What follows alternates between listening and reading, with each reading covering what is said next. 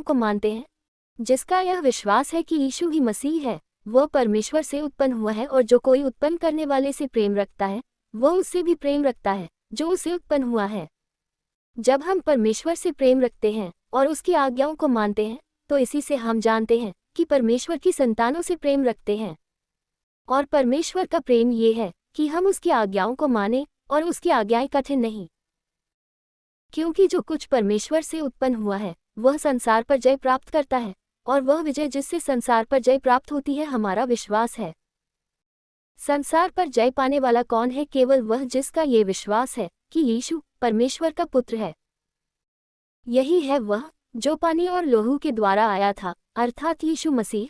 वह न केवल पानी के द्वारा वरन पानी और लहू दोनों के द्वारा आया था। और जो गवाही देता है वह आत्मा है, क्योंकि आत्मा सत्य है। और गवाही देने वाले तीन हैं, आत्मा और पानी और लहू, और तीनों एक ही बात पर सहमत हैं। जब हम मनुष्यों की गवाही मान लेते हैं तो परमेश्वर की गवाही तो उससे बढ़कर है, और परमेश्वर की गवाही यह है कि उसने अपने पुत्र के विषय में गवाही दी है।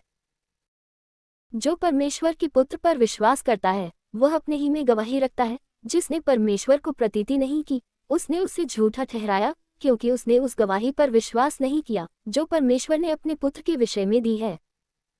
और वह गवाही यह है कि परमेश्वर ने हमें अनंत जीवन दिया है, और यह जीवन उसके पुत्र में है।